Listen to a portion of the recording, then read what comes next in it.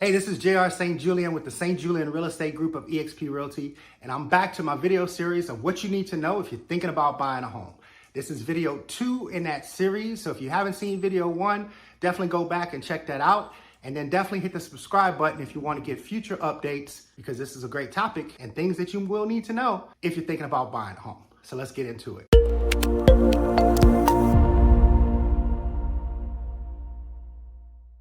So, step 1 was talk to a real estate professional. We talked about that in my last video. A real estate professional is your effective team member, your fiduciary, the person that comes alongside you and guides you through the entire process, looking out for your best interests at all times. They should be knowledgeable, know the market, and be looking out for your best interests. So that was step 1, which we talked about in my previous video. You didn't watch it? Go watch it.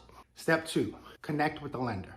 The most important thing that you could do after you kind of talk to the real estate professional, get some guidance, hopefully they referred you to a great lender that has competitive rates, great timelines that support their negotiation tactics, which is very important, especially in the San Diego market, and great communication skills to make sure that you know everything that you need to know before we even start the process. That's very important. The financials obviously can make or break this entire journey. I have a great one that I would love to recommend to you. So if that's something that you need, reach out to me. We can have a quick conversation and I will connect you with my lender. And again, that lender should be someone that is very knowledgeable, very good, communicates very well, and takes the time to explain to you all the details. You don't know how many times I see it where someone comes in, they're pre-approved, and I start asking them questions about their pre-approval.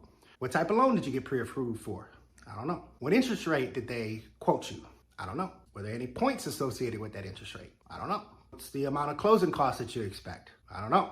Well, how much do you need to put down? I don't know. Well, if you don't know the answers to any of those questions, while you may have been pre-approved, most likely you've only been pre-qualified, which a monkey can get pre-qualified. Let me restate that. A monkey with a social security number and credit can get pre-qualified because the pre-qualification is just about the information that you put in the application. So if you totally made up everything in the application with the exception of your social security number and you have credit and decent credit at that, then you can get pre-qualified. A pre-approval is where now they take the information in that application, they collect the necessary documents to verify the information in that application, then they run you through the automated system, and now you get a pre-approval out of that situation. And that pre-approval will tell you how much home you can potentially purchase. That doesn't tell you how much home you can afford. That's something you have to determine. But it tells you how much home you can potentially purchase. And then all the additional information is what's going to help you determine how much home you can afford. And that's the important piece, and that's the piece that's missing a lot of times when people just walk into a bank and work with the bank teller to get pre-approved. They don't give them all that information. So that's why it's very important that you work with a really good lender. And I have one for you. So if you need one, let me know. So again, on the backside of that pre-approval, the lender should have verified your documents, verified your information, actually giving you a pre-approval, because that has a stronger stance than just a pre-qualification.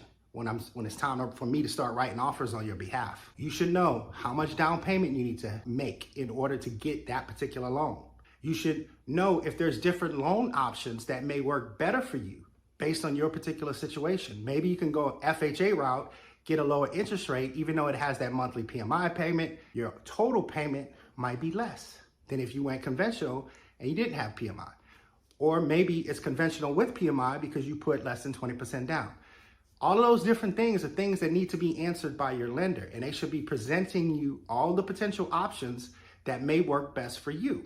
And then you take that information, now you know minimum down payment requirements, closing cost requirements, estimated monthly payment to include taxes and insurance for any home that you're potentially thinking about buying. And then you can take all of that information and determine what works within your budget. And then from that, you give me a price point that will work within your budget. And then I can guide you to the neighborhoods and the areas and the locations that have the homes that match your criteria that will work for you, and all the other different things that will work for you that will fit within that budget. That's why this step is so very important, because if you just have a budget in your head, but you never verified all the information, we're working off of guesstimates, not actual estimates.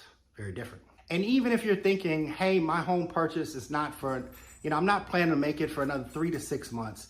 Now is still a great time to get pre-approved, because you may have some outstanding debts that need to be paid off in order to get to your goal. We don't know. And that's part of the process too. That lender, once he has all your information, has your pre-approval, now you guys can work together to try to target, what do I need to do to get to that budget that I'm looking for to meet all the requirements of my budget.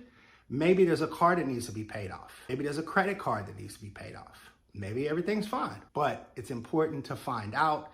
It doesn't cost you anything. People worry about running their credit. It literally has like a 5-point ding on your credit, which is nothing if you have decent credit. Even if you have poor credit, that's no big deal, because in a month or so, it'll be back.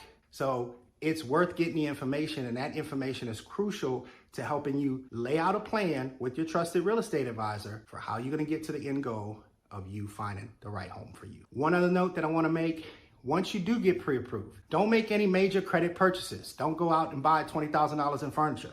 Don't go out and buy a new car. Now, you can do those things potentially, but before you make that decision, you need to talk to that lender again, tell them about what you want to do, and then ask them, how will that impact your pre-approval? I've seen that happen before too, where someone got pre-approved, then went out and made a major purchase, didn't talk to anybody, didn't share it with their real estate agent, didn't share it with the lender, and now all of a sudden they're no longer pre-approved because they made that purchase that pushed them over the limit. So again, the financial equation is very important. And if you're doing your due diligence and trying to figure out what you can do, that's step 2 to get you on path to that home ownership. So again, I'm JR St. Julien with the St. Julien Real Estate Group of eXp Realty. And this was video 2 in a series, and I'm gonna keep going down the line until we get to the closing table. So keep watching, hit the subscribe button. I got more for you coming soon. Take care.